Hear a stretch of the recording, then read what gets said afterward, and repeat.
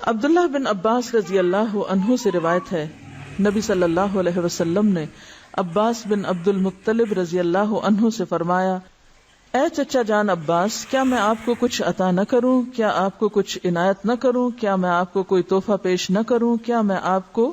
10 اچھی خصلتوں والا نہ بنا دوں کہ جب آپ یہ عمل کریں تو اللہ تعالیٰ آپ کے اگلے پچھلے پرانے نئے انجانے میں اور جان بوجھ کر کیے گئے تمام چھوٹے بڑے پوشیدہ اور ظاہر گناہ معاف فرما دے؟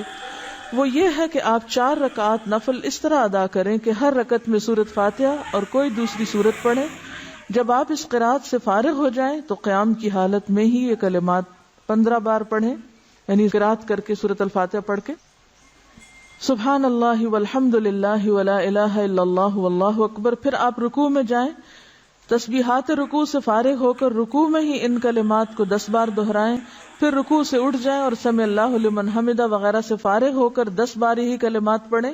پھر سجدے میں جائیں، سجدے کی دعائیں پڑھنے کے بعد یہی کلمات 10 بار پڑھیں، پھر سجدے سے سر اٹھائیں اور جلسہ میں جو دعائیں ہیں وہ پڑھ کے 10 بار انہی کلمات کو دہرائیں، پھر دوسرے سجدے میں چلے جائیں، پہلے سجدے کی طرح 10 بار پھر اس تسبیح کو ادا کریں، پھر سجدے سے سر اٹھائیں اور جلسہ استراحت میں کچھ اور پڑھے بغیر 10 بار اس تسبیح کو دہرائیں۔ ایک رکعت میں کل 75 تسبیحات ہوئی، اسی طرح 4 رکعات میں یہ عمل دہرائیں۔ اگر آپ طاقت رکھتے ہو تو نماز تسبیح روزانہ 1 بار پڑھیں، اگر آپ ایسا نہ کر سکتے ہو تو ہر جمعہ 1 بار پڑھیں، یہ نہ کر سکتے ہو تو ہر مہینے میں 1 بار پڑھیں، یہ بھی نہ کر سکے تو سال میں 1 بار، اگر آپ سال میں بھی 1 بار نہ کر سکتے ہو تو زندگی میں 1 بار ضرور پڑھیں۔ حافظ ابن حجر رحمۃ اللہ علیہ فرماتے ہیں کہ یہ حدیث کثرت طرق کی بنا پر حسن درجے کی ہے، یعنی نماز تسبیح کی حدیث جو ہے اس کے بہت سے طرق ہیں، یعنی بہت سی چینز ہیں، اس لیے یہ حسن درجے کی ہے۔ شیخ البانی فرماتے ہیں کہ امام حاکم اور حافظ ذہبی نے